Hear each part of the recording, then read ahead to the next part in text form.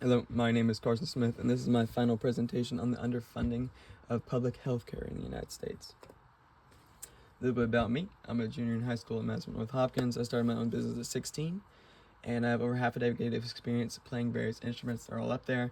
Most recently, I learned trumpet, which allowed me to join a drum corps, international drum corps even. I am under Music City in Nashville. If you don't know what drum corps is, it's like the NFL of marching band, except at an international level. We will perform in international world-class finals hopefully this summer. You travel the entire country in a summer, just about 84 days. Why did I choose this topic? We have many friends in the healthcare world, and I just see them coming home exhausted. They love to help people, but it's just getting harder. The deterioration of our public healthcare system. It continues to be weakened by our government focusing more on the short term due to their economic priorities rather than what the people need, what the healthcare industry needs to keep going. We need to be able to provide efficient, accessible, and cost-effective care, and we're not able to, which is leading to economic decline and widening social inequalities. Consistent government investment is the solution for building a stable and effective healthcare system that we need.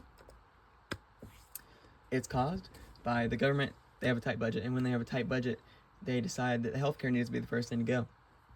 And as a result, our infrastructure is deteriorating, and it's going to cost more later. Long versus short term, costs increase over time. If we don't invest now, the costs will get higher. Taxes will need to come up to pay for this if we don't just pay for it now. And if we pay for it now, the cost will go down over time. According to OECD, consistent funding is necessary because healthcare systems require sustained investment to maintain efficiency and improved outcomes. Variation of states.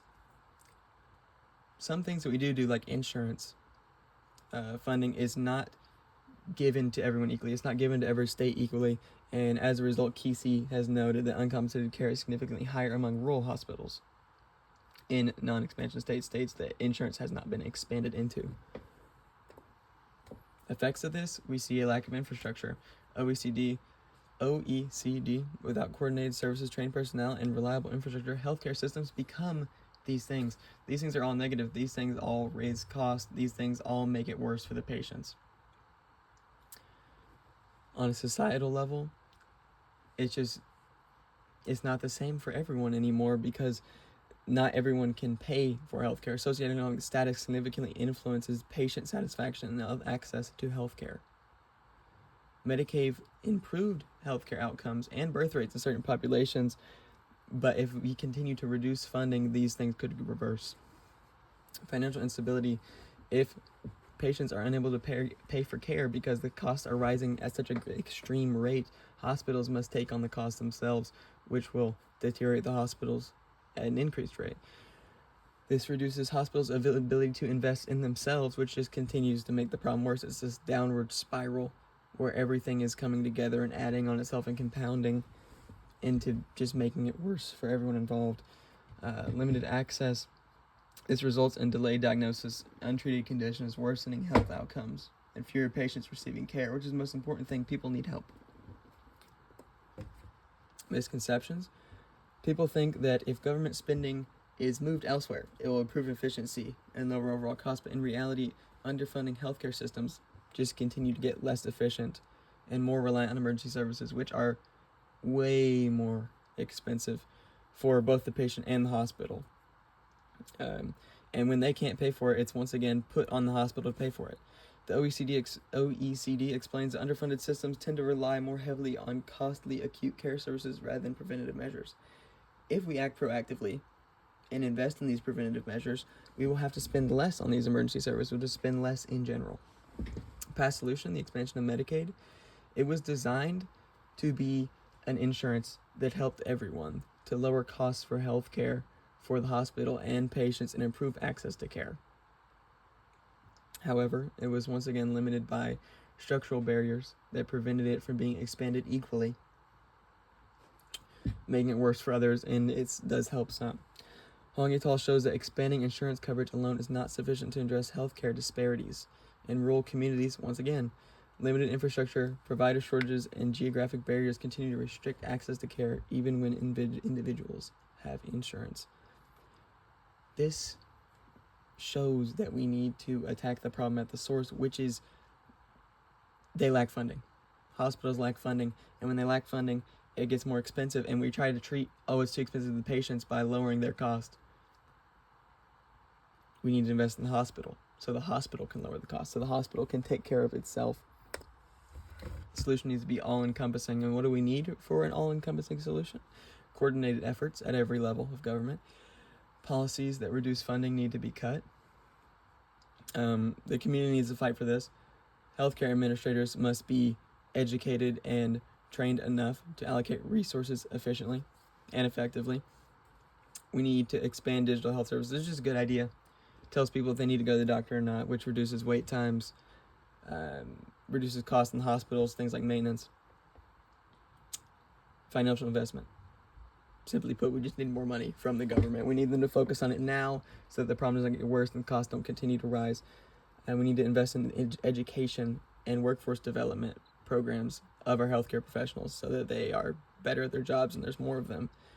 The long-term benefits of this far outweigh the initial costs. Spending a little money now so that they have proper infrastructure and then take care of themselves later will keep us from having to completely overhaul our healthcare system. Desired outcome: improved access to care, reduced wait times, cheaper healthcare, and higher quality healthcare services. Preventative care, once again, prevents us from needing that as emergency services. Addressing the counter-argument. Some people believe increasing government spending on healthcare may place a burden on taxpayers, or that this increased funding could be mismanaged. However, these concerns can be addressed. They can be addressed, almost completely minimized. In fact, if we have regular audits and the meetings are transparent and the public knows what's going on with their tax money and there's strict guidelines put in place to make sure the money is going to the right place, and on the burden being placed on the taxpayers, if we don't put a little more burden on them now to pay for these infrastructures, the cost will simply continue to rise. Whereas if we put them in now, they will go down.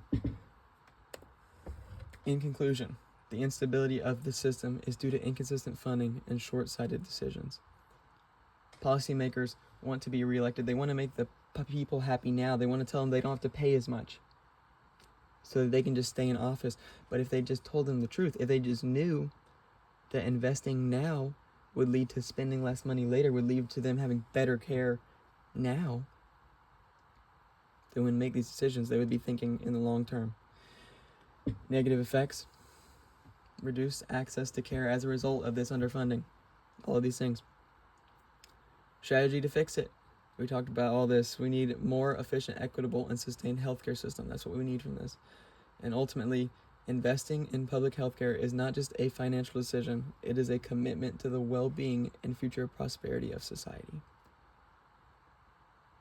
Invest in the healthcare system now. Protect your kids in the future. Thank you.